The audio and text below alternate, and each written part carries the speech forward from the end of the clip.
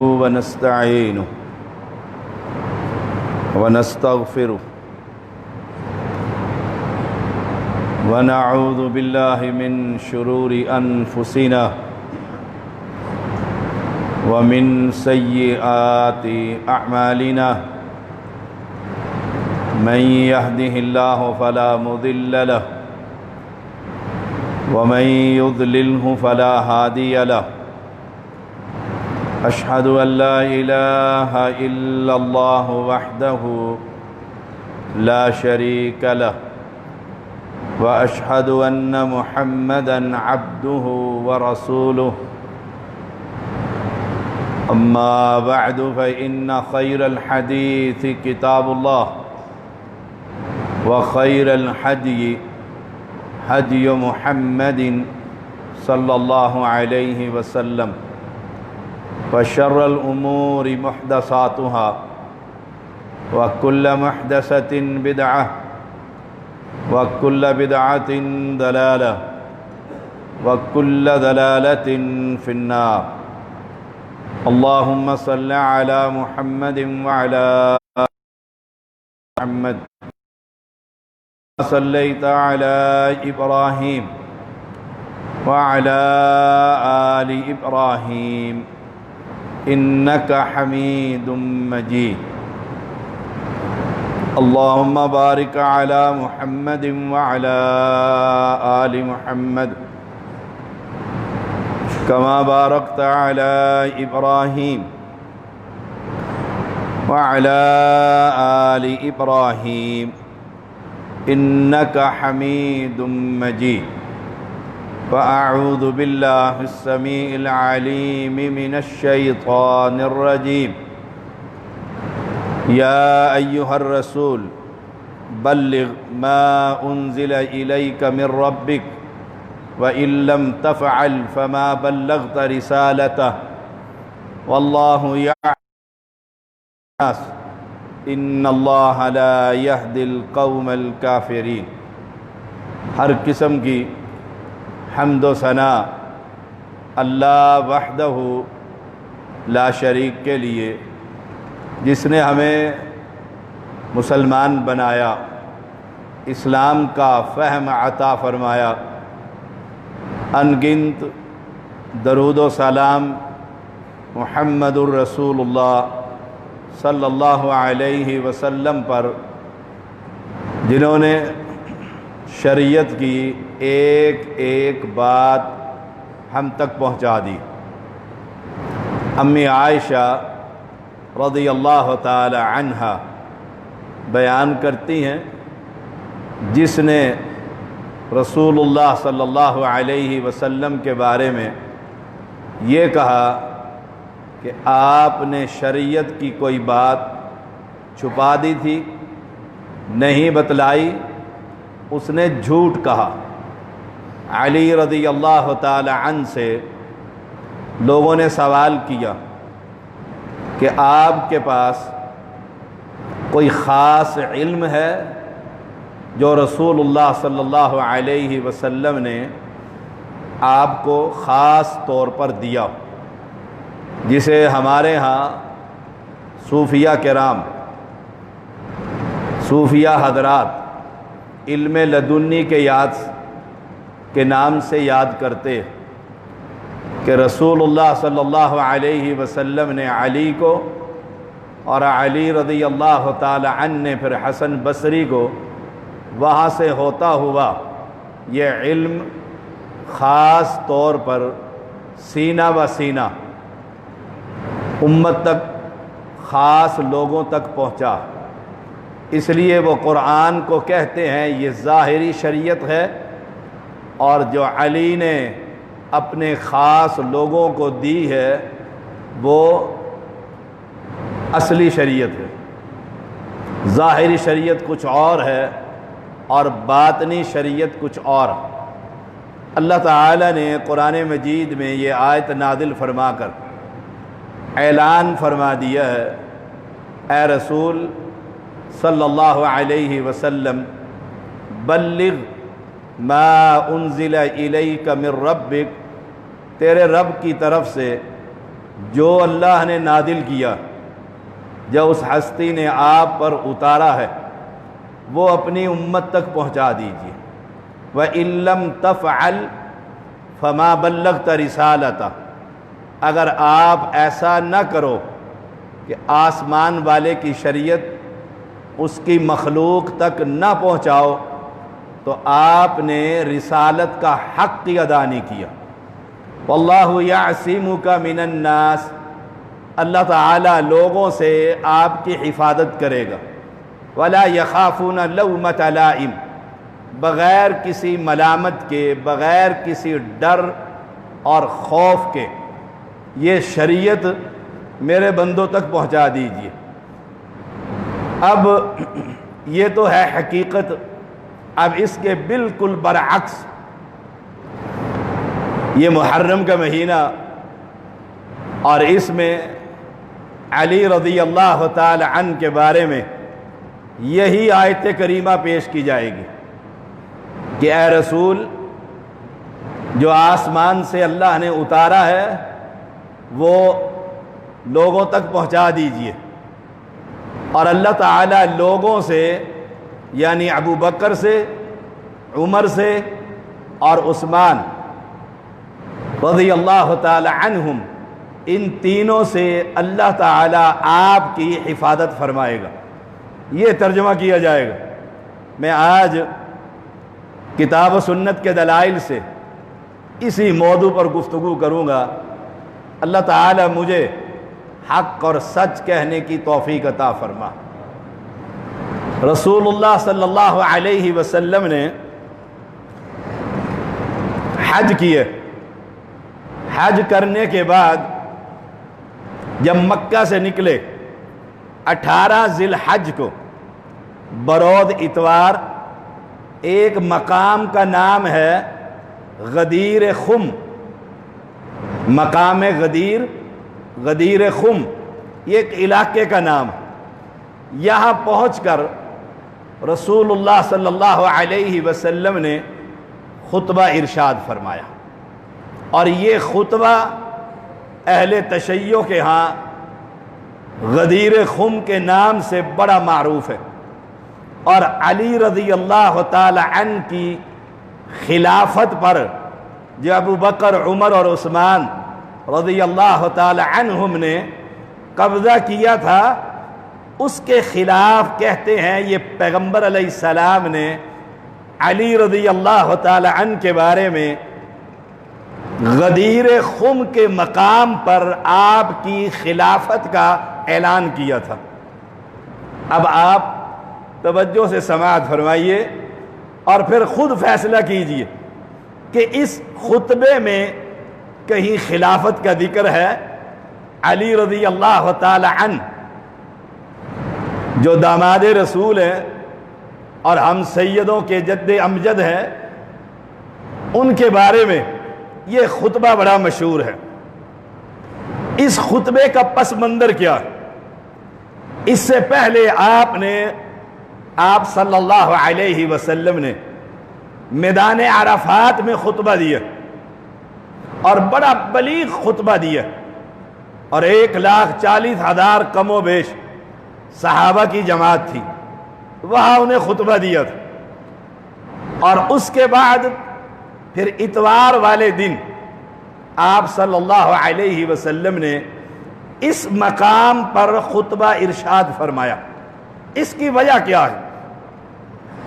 10 ہجری میں رسول اللہ صلی اللہ علیہ وسلم نے علی رضی اللہ تعالی عنہ کی قیادت میں 300 سواروں کا ایک لشکر جنوبی یمن میں ایک قبیلے کی سرکوبی کے لیے بھیجا۔ اللہ تعالیٰ نے انہیں فتح دے دی۔ 300 سوار لے کر نکلے یمن کے علاقے کے اندر، اور اللہ تعالیٰ نے علی رضی اللہ تعالیٰ عنہ کو فتح دے دی کہ سارے قبیلے کے سرداروں نے علی رضی اللہ تعالیٰ عنہ کے ہاتھ پر اسلام قبول کر لی، سب مسلمان ہو گئے، اور اپنے صدقات اور زکوٰۃ، خیرات علی رضی اللہ تعالی عنہ کے حوالے کر دی۔ کہ یہ مال و متاع لے جائیے۔ علی رضی اللہ عنہ نے اس صدقات میں سے مال غنیمت جو تھا 5واں حصہ الگ کر لیا اور باقی مجاہدین میں تقسیم کر دیا۔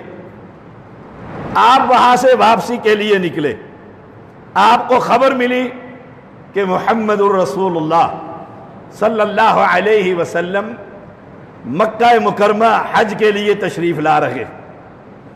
آپ کی خواہش کہ میں بھی اللہ کے پیغمبر سے جلدی سے ملاقات کروں اور حج کے لیے پیغمبر کے ساتھ روانہ ہو جاؤں۔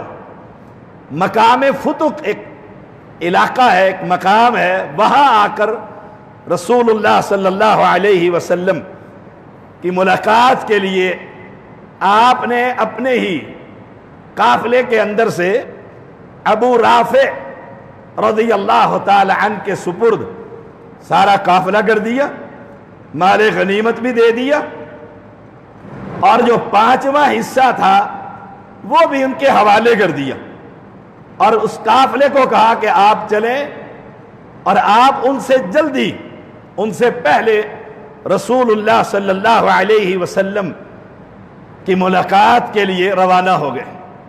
آپ کی 2 شرطیں بڑی سخت تھیں کہ جو صدقے کے اونٹ ہیں اس پر سواری نہیں کی جائے گی۔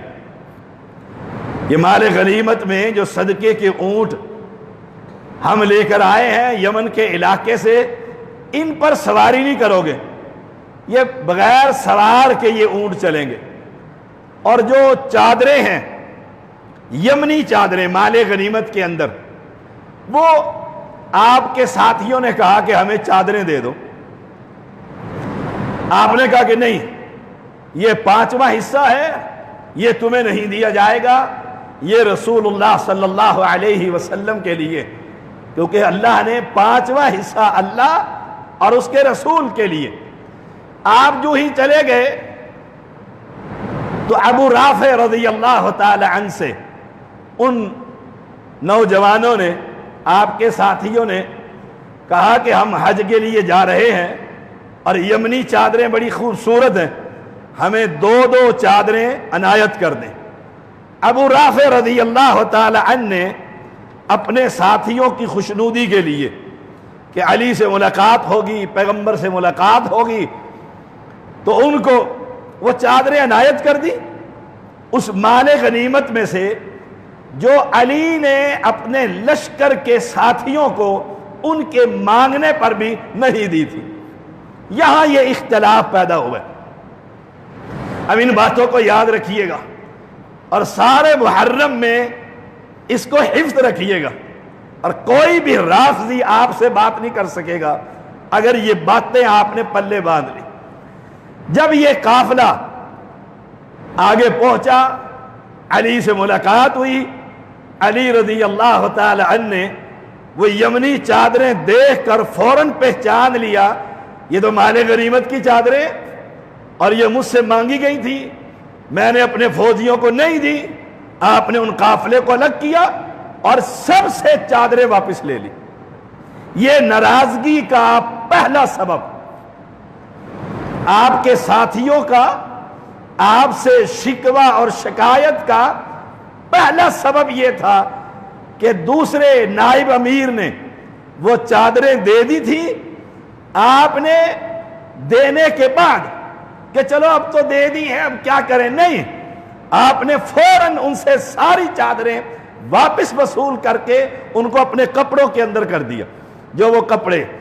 اس سے ابو رافع بھی ناراض ہو گئے اور سارے فوجی بھی ناراض ہو گئے، جتنے آپ کے ساتھی تھے سب نے کہا کہ دیکھو جی چادریں اب تو مل گئی تھی، اب واپس کیوں لی؟ اب ان ساتھیوں نے ابو رافع سمیت رضی اللہ تعالی عنہ، یہ بھی صحابی ہیں، باقی ساتھی بھی صحابی ہیں، علی امیر ہیں، ان سب نے مل کر محمد الرسول اللہ صلی اللہ علیہ وسلم کو آ کر علی رضی اللہ تعالی عنہ کی شکایت کر کہ ہمارے ساتھ علی رضی اللہ تعالی عنہ نے یہ زیادتی کی ہے، نمبر 2، ایک اور صحابی بریدہ اسلمی رضی اللہ تعالی عنہ، بڑے چوٹی کے صحابی، مال غنیمت کی تقسیم کے موقع پر وہ بھی آپ سے ناراض ہو گئے، وہ بھی آپ سے ناراض ہو گئے۔ انہوں نے بھی رسول اللہ صلی اللہ علیہ وسلم کے پاس پہنچ کر علی رضی اللہ تعالی عنہ سے بغض اپنے سینے میں رکھا۔ اب دیکھیے، بریدہ اسلمی صحابی ہیں اور بغض کس سے رکھ رہے ہیں سینے میں؟ عداوت کس سے؟ داماد رسول حسن و حسین کے بابا، فاطمہ کے شوہر علی رضی اللہ تعالی عنہ سے۔ بریدہ کہتے ہیں، خود کہتے ہیں رضی اللہ تعالی عنہ کہ میں علی سے اتنا ناراض ہوا کہ علی کے مقابلے میں جو قریشی نوجوان تھے ان سے محبت کا اظہار زیادہ کرتا تاکہ علی کو تکلیف۔ رضی اللہ تعالی عنہ۔ رسول اللہ صلی اللہ علیہ وسلم کو خبر ہو گئی، اللہ کے پیغمبر کو پتہ چلنا ہی تھا۔ آپ نے بریدہ کو بلایا، بریدہ یا رسول اللہ صلی اللہ علیہ وسلم حاضر ہوں، تو علی سے بغض رکھتا ہے؟ دیکھو، تو علی سے عداوت رکھتا ہے؟ بریدہ کہتے ہیں میں نے صاف کہہ دیا، ہاں اللہ کے نبی، میں اس سے دشمنی رکھتا ہوں، میرے سینے میں بڑا غصہ ہے علی کے خلاف۔ اب اللہ کے پیغمبر نے نہیں پوچھا علی نے کیا زیادتی کی ہے، علی نے تیرے ساتھ کیا ظلم کر دیا ہے، واقعہ تو سنا نہیں۔ آپ نے فرمایا علی سے بغض نہ رکھ، دیکھو علی سے عداوت نہ رکھ، تو اس سے محبت کر۔ پھر فرمایا تو اس سے بہت زیادہ محبت رکھ۔ جب اللہ کے پیغمبر کا یہ قول، یہ حکم اس بریدہ نے سنا، پھر بریدہ کہتے ہیں تمام صحابہ میں پھر میں سب سے زیادہ محبت علی سے کرنے لگ گیا رضی اللہ تعالی عنہ۔ اب لشکر کے اندر جو چادریں واپس لی تھی وہ لشکر بھی موجود تھا اور ابو رافع بھی موجود تھے رضی اللہ تعالی عنہ۔ بریدہ اسلمی کو آپ نے اکیلے سمجھا دیا، اللہ نے سینہ کھول دیا اور پھر سب سے زیادہ محبت علی سے ہو گئی۔ جب آپ نے ان ساتھیوں کی شکایت سنی جن سے چادریں واپس لی تھی، اتوار کا دن آ گیا، اب 300 صحابہ کی جماعت، پھر ان کا امیر ابو رافع، وہ سب ناراض تھے۔ آپ نے اتوار کے دن غدیر خم پر علی رضی اللہ تعالی عنہ کی صحابہ کے ساتھ یہ صحابہ کی ناراضگی علی سے، آپ نے وہاں قافلے کو روکا۔ 1,40,000 صحابہ کی جماعت تھی اور سب کو خطبہ دیا۔ یہ ہے پس منظر جو آج یہ تشیع عید غدیر خم کے نام سے عید مناتے ہیں 18 ذی الحجہ کو، بہت بڑی عید مناتے ہیں اور کہتے ہیں اس دن علی کی خلافت کا اعلان ہوا تھا اور اللہ نے قرآن میں کہا تھا بلغ، یہ پہنچا کہ علی خلیفہ بنے گا، ابو بکر نہیں۔ آج صرف اسی پر بات ہوگی، ابو بکر کی خلافت پر بات نہیں ہوگی، اور اس آیت کریمہ کو پیش کرتے ہیں اور پھر قرآن مجید کی الیوم اکملت لکم دینکم واتممت علیکم نعمتی، اس آیت کریمہ کو بھی پیش کرتے ہیں کہ خلافت علی کی اعلان کر کے یہ آیت بھی پڑھ دے کہ دین مکمل ہو گیا۔ اور شان نزول عید غدیر خم کا بتلاتے ہیں، حالانکہ کسی مفسر نے ان دونوں آیتوں کا شان نزول یہ نہیں بتلایا۔ یہ آیت کریمہ عرفات کے میدان میں اتری ہے اور خطبہ غدیر خم پر ہو رہا ہے، اور خطبے کے اندر جو بڑی ٹاپ کی باتیں ہیں وہ توجہ فرمائیں۔ الا ایھا الناس، خبردار، آگاہ رہو او لوگو، اللہ کے پیغمبر کہہ رہے او لوگو، فانما انا بشر، میں تو ایک آدمی ہوں، میں تو ایک آدمی ہوں، انا بشر یوشک ان یاتی رسول ربی فاجیب، مجھے شک ہے شاید اللہ کا بلاوا آ جائے اور پھر میں اس بلاوے پر لبیک کہہ دوں اور اگلے سال تم سے ملاقات ہی نہ ہو۔ یہ خطبہ توجہ سے سن لو، لوگوں کو کہہ رہے ہیں پھر دوبارہ شاید ملاقات نہ ہو۔ وَأَنَا تَارِكُمْ فِيكُمُ الثَّقَلَيْنِ، میں تم میں دو چیزیں بڑی چوٹی کی بھاری چھوڑ کر جا رہا، دو چیزیں تم میں چھوڑ کر جا رہا۔ اولہما کتاب اللہ، ان دونوں میں سے نمبر ایک اللہ کا قرآن، اللہ کی کتاب، فیہ الہدی والنور، اس قرآن میں ہدایت بھی ہے اور روشنی بھی۔ یہ شرک کی جڑ اکھاڑ کر پھینک دے گا، یہ غیر اللہ کی نظر اور نیاز کی جڑ کاٹ دیتا ہے۔ یہ اللہ کی صفات کا مالک یہ قرآن کسی غیر کو بننے کے لیے دلیل نہیں دیتا۔ فیہ الہدی، اس قرآن میں ہدایت، والنور، اس میں روشنی ہے۔ تم گمراہ کبھی نہیں ہوں گے، تم کبھی گمراہ نہیں ہوں گے۔ یہ ہے وہ خطبہ جو غدیر خم کے مقام پر دیا گیا تھا۔ اولہما، ان دونوں میں سے پہلا نمبر کتاب اللہ، اللہ کی کتاب ہے۔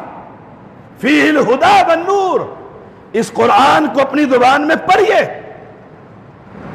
کہ اللہ غیر اللہ کے نام کی ہر شے حرام کرا دیتا ہے، وہ حسین کا 40واں ہو یا حسین کا 10واں، حسین کے نام کی حلیم 10 محرم کی ہو، حرام ہے، سور سے بھی بدتر ہے،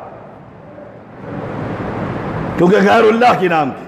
فیہ الہدی، حرمت علیکم المیتۃ والدم ولحم الخنزیر وما اہل لغیر اللہ بہ، جو غیر اللہ کے نام کی شے پکاری جائے گی وہ حرام ہے۔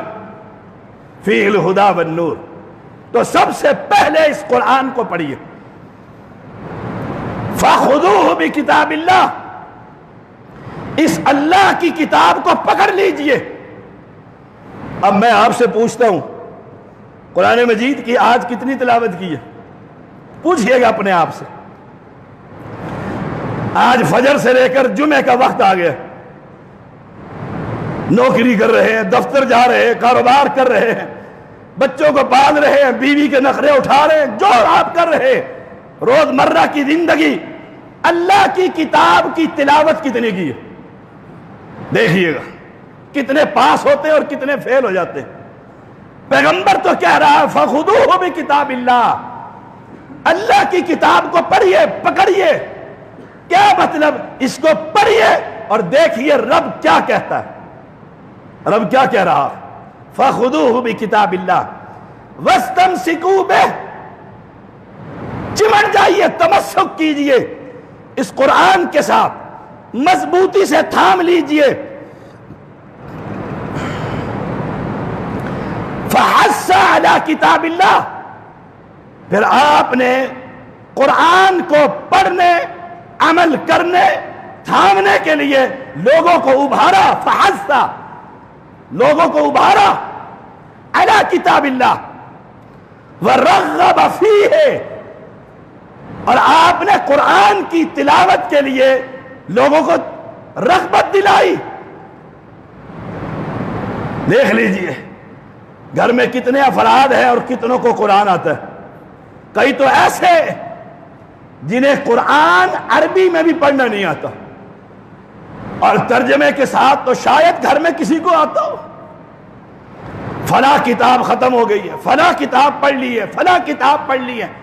کیا کوئی کہہ سکتا ہے میں ہر مہینے اللہ کی کتاب اپنی زبان کے ساتھ قرآن کی تلاوت کرتا ہوں؟ میں قرآن کی تلاوت الفاظ بھی اور پھر ترجمہ بھی اور جو مختصر تفسیر ہے، تاکہ رب کیا کہتا ہے میرا رب سے باقاعدہ تعلق قائم ہے۔ یہ ہے فَحَثَّ عَلَى كِتَابِ اللَّهِ وَرَغَّبَ فِيهِ۔ اب اپنی اولاد کا ٹیسٹ لے کر دیکھ لیجئے، بیٹیوں کا، بیٹوں کا، بیوی کا، جس کی ہر خواہش، ہر باپ سینہ چیر کر بھی چاہتا ہے بچے کی خواہش پوری کروں. کبھی پوچھا اللہ کی کتاب کتنی پڑھی ہے؟ ہاں، جب جن آ جائے تو پھر کہتے ہیں جی قرآن پڑھیں. اب قرآن لے کر اس کی ہوا دو اس کو، پھر قرآن. یہ الگ ایک بات تھی جو موضوع سے متعلقہ ہے. ثم قال، اب نمبر 2، ثم قال، پھر وَأَهْلُ بَيْتِي، اور میرے اہل بیت کا خیال رکھنا. اب علی سے جو لوگ ناراض تھے، علی اہل بیت ہے. اب پیغمبر اس خطبے میں کہہ رہے ہیں 2 چیزیں چھوڑ کر جا رہا ہوں، ایک رب کا قرآن ہے، ایک میرے گھر والے اہل بیت. اذکرکم اللہ فی اہل بیتی، میں تمہیں اللہ کا ڈر، اللہ کی یاد دلا، محبت کرنا، یہ ان 300 لوگوں کے لیے خاص حکم تھا. اب اس پورے خطبے میں خلافت کا کہیں لفظ آیا؟ پلے باندھ لے اس کو، صحیح مسلم کی حدیث ہے، 2408 نمبر ہے. اب اس خطبے کو کہتے ہیں کہ علی کی خلافت. اس میں تو یہ ہے میرے اہل بیت کا خیال رکھنا. اہل بیت کون ہے؟ اس پر ہم کئی مرتبہ جمعے پڑھا چکے. ازواج مطہرات اہل بیت ہے. آپ کی اولاد حسن و حسین علی اہل بیت ہیں. فرمایا ان کا خیال رکھنا، ان سے دشمنی نہیں ہونی چاہیے. اور آج کے سید بھی اہل بیت ہے. پیر اسد آج کے سید بھی اہل بیت ہے. یاد رکھنا، سیدوں کی عزت کیا کرو، لیکن چوڑے سید نہیں، قبر پرست سید نہیں. وہ نسلاً سید ہے لیکن وہ سید نہیں. کیوں؟ ابو لہب بھی سید تھا لیکن محمد کا دشمن تھا. سید وہ جو محمد کے پیچھے چلے، ورنہ تو شارع کہیں گے یہ رافضی، ہم سید ہیں، سید کو سلوٹ نہ، ان کو تو سلام تک جائز نہیں ہے، سلام تک کرنا بھی جائز نہیں ہے. سید وہ جو اللہ کی توحید کو ماننے والا، سید وہ جو محمد کریم کے پیچھے چلنے والا. وہ اگر قومیت کے لحاظ سے سید ہے تو سر آنکھوں پر، سر آنکھوں پر. کیونکہ حشر کے میدان میں سارے رشتہ داریاں ختم ہو جائیں گی سوائے محمد کے رشتے کے صلی اللہ علیہ وسلم. سیدوں کا رشتہ قائم رہے گا. اس لیے عمر بن خطاب نے علی کی بیٹی ام کلثوم سے نکاح کیا تھا اور وجہ بتلائی تھی کہ میری تمہارے ساتھ رشتہ داری ہو جائے گی اور قیامت کے دن اس رشتہ داری کا فائدہ اٹھاؤں گا. یہ ہے اصل حقیقت. میں تمہیں اہل بیت کے بارے میں یاد دلاتا ہوں. پھر فرمایا اللہ کے پیغمبر نے، انی قد ترکت فیکم الثقلین. ایک اور حدیث امام نسائی لے کر آئے، احدہما اکبر من الآخر، کتاب اللہ و اطرتی. میں تمہیں 2 بڑی بڑی چیزیں، ان میں بھی نمبر 1 اللہ کی کتاب، اور اس کے بعد اطرتی میرے یہ اہل بیت، میرے یہ اہل بیت. اور کب کہہ رہے ہیں کہ مجھے محسوس ہو رہا ہے، مجھے بلایا جا رہا ہے اور میں نے ہاں کر دی ہے، میں نے ہاں کر دی ہے کہ بس کام ختم ہے دنیا میں. میں تم میں 2 چیزیں چھوڑ کر جا رہا ہوں، ایک اللہ کی کتاب، دوسری میری اطرت. میرے اہل بیت کا خیال رکھنا. دیکھنا میرے بعد تم اہل بیت کے ساتھ کیا سلوک کرتے ہو. دیکھو کیا سلوک کرتے ہو. تم زندگی میں علی کے ساتھ دشمنی کرنے لگ گئے ہو. میں تمہیں اپنی وفات کے بعد بھی ان کا خیال رکھنے کے لیے کہہ رہا. یہ اللہ کی کتاب اور میرے اہل بیت، توجہ سے سنیے گا یہ پیغمبر کی حدیث، اللہ کی کتاب اور میری عطرت، میرے یہ اہل بیت، یہ کبھی جدا نہیں ہوں گے حتیٰ کہ حوض کوثر پر یہ دونوں چیزیں میرے پاس آ جائیں گی. اب جو فرقہ اور جماعت وہ کہے یہ قرآن ہی اصلی نہیں، وہ سید ہے، وہ تو فارغ ہو گیا ہے. وہ تو کہتے ہیں یہ 40 پارے تھے قرآن کے، جو علی کی فضیلت کے 10 پارے تھے وہ عثمان غنی کی بکری کھا گئی تھی. لا حول ولا قوت الا باللہ. اور پیغمبر کیا کہہ رہے ہیں؟ میرا خاندان، یہ اہل بیت، یہ سید اور یہ قرآن، یہ جدا نہیں ہوں گے، یہ اکٹھے رہیں گے. کب تک؟ حوض کوثر پر، دونوں وہاں پر آئیں گے. پھر فرمایا میرا اللہ مولا ہے، اللہ مولانا، میرا مولا مانا مددگار، میرا اللہ مولا ہے اور میں ہر مومن کا دوست ہوں. یہ حدیث کے لفظ، ہر مومن کا دوست ہوں.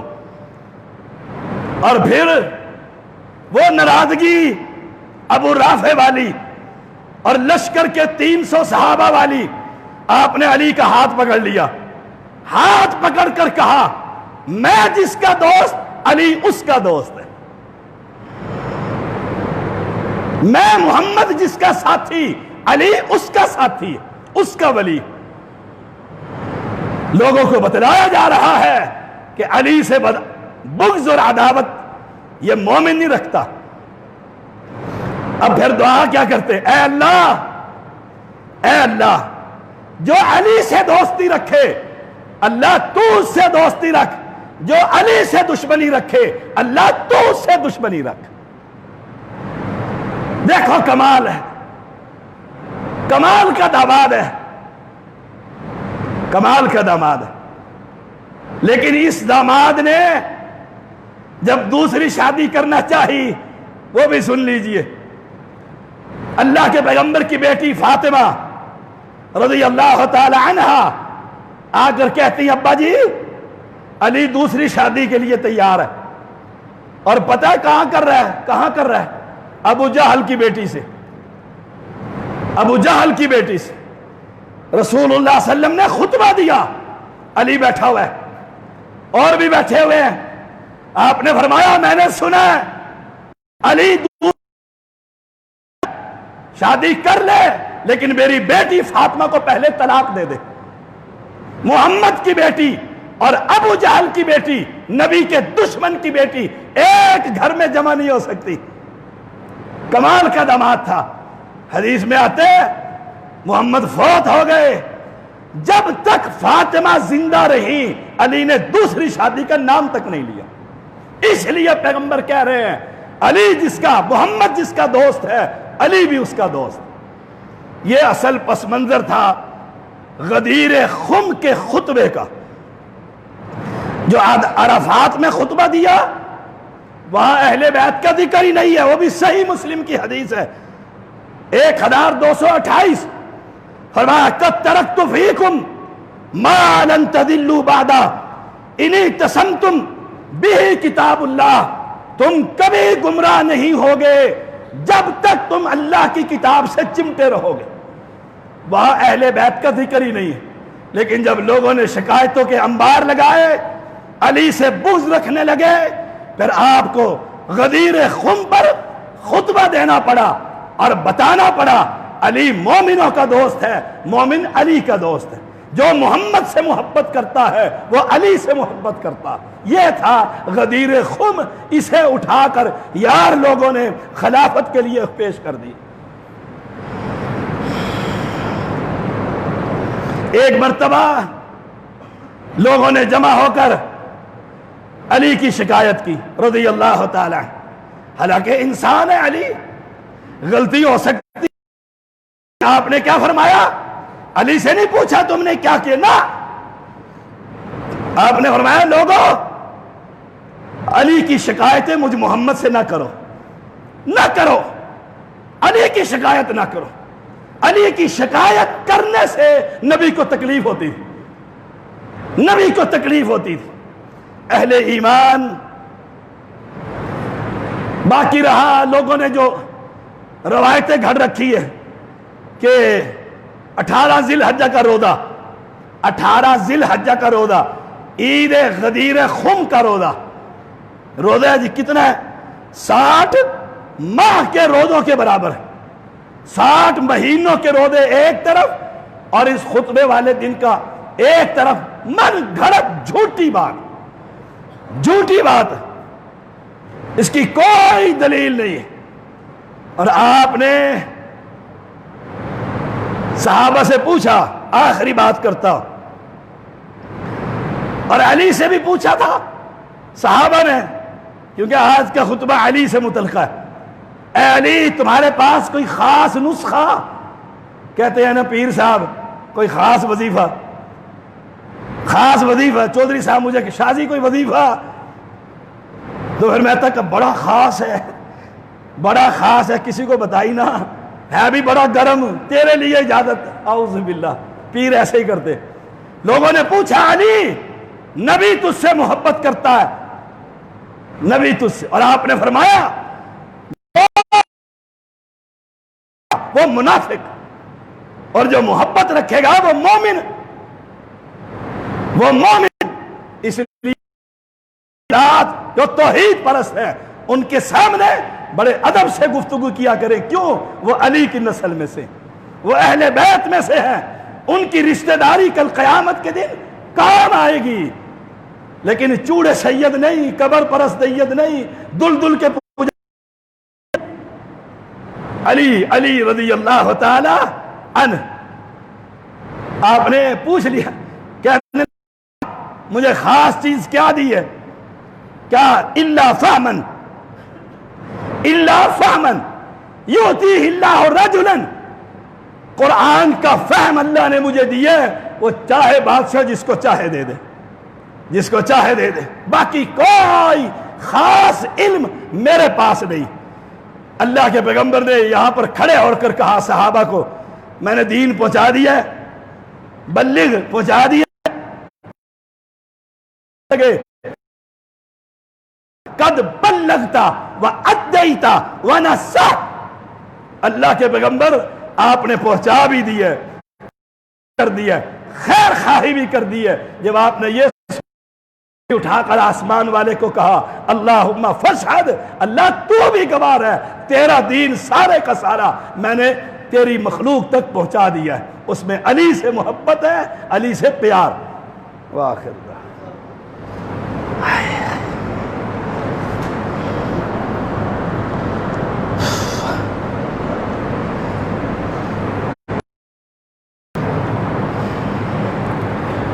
ان الحمد للہ نحمده ونستعینه ونستغفره ونعوذ باللہ من شرور انفسنا ومن سیئات اعمالنا من يهده اللہ فلا مضل له ومن يضلل فلا هادی له اشہد ان لا الہ الا اللہ وحدہ لا شریک له واشہد ان محمدا عبدہ ورسولہ اما بعد فإن خير الحديث كتاب الله وخير الهدي هدي محمد صلى الله عليه وسلم وشر الأمور محدثاتها وكل محدثة بدعة وكل بدعة ضلالة وكل ضلالة في النار اللهم صل على محمد وعلى آل محمد كما صليت على إبراهيم وعلى آل إبراهيم إنك حميد مجيد اللهم بارك على محمد وعلى آل محمد كما باركت على إبراهيم وعلى آل إبراهيم إنك حميد مجيد۔ ایک بات، کل میں اپنی کلینک میں مریض دیکھ رہا تھا، تو دو میاں بیوی آئے، تو خامد نے جھک کر میرے گھٹنے پر اپنا سر رکھا، تو وہ جھکنا ایسے ہو گیا جیسے وہ سجدہ کر رہا ہے یا رکوع کی کیفیت ہو گئی۔ میں نے اسے کہا کہ یہ آپ نے ایسا کیوں کیا؟ کہنے لگا آپ علی کی اولاد میں سے ہیں اس لیے کیا۔ یہ متعلقہ بات ہے، آپ علی کی اولاد میں سے ہیں اور ہم علی کو ماننے والے ہیں، اس لیے جھک کر میں نے آپ کو سلام کیا۔ میں نے کہا یہ جھکنا صرف اللہ کے لیے لائق ہے، دوبارہ سلام کر۔ پھر میں نے اسے کھڑا کیا اور کہا سینہ ایسے رکھ، سیدھا بالکل، اور ایسے میرے ساتھ ہاتھ ملا۔ یہ اللہ کو پسند ہے، اور یہ اولاد علی کے جھکنا اللہ جہنم میں اٹھا کر ڈال دے۔ اسے دوبارہ سلام کروایا۔ اگر کوئی ایسا شخص جو سید کو کہے جناب جھک جائے، پکڑ کر سیدھا کر دو، سیدھا کر دو اسے کہ اولاد علی ضرور ہوں لیکن شرک نہیں کرنے دوں گا۔ اعوذ باللہ السمیع العلیم من الشیطان الرجیم۔ اللہم انصر الاسلام والمسلمین، اللہم اید الاسلام والمسلمین، اللہم انصر الموحدین فی کل مکان، اللہم انصر المجاہدین الموحدین فی کل مکان، اللہم انت الشافی انت الکافی لا شفاء الا شفاءک شفاء لا یغادر سقما۔ ہمارے مسجد کے بزرگ نمازی اللہ رکھا صاحب بہت بیمار ہیں، دعا کیجیے اللہ کریم انہیں صحت عطا فرما۔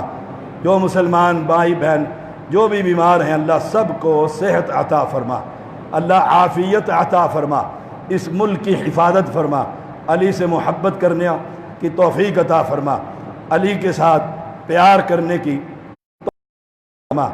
علی مومنوں کا دوست ہے، مومن علی کے دوست ہیں، اللہ اس عقیدے میں پختگی عطا فرما۔ ان اللہ یأمر بالعدل والاحسان وایتاء ذی القربى وینہی عن الفحشاء والمنکر والبغی یعظکم لعلکم تذکرون۔ سبحان ربک رب العزۃ عما یصفون وسلام علی المرسلین والحمد للہ رب العالمین۔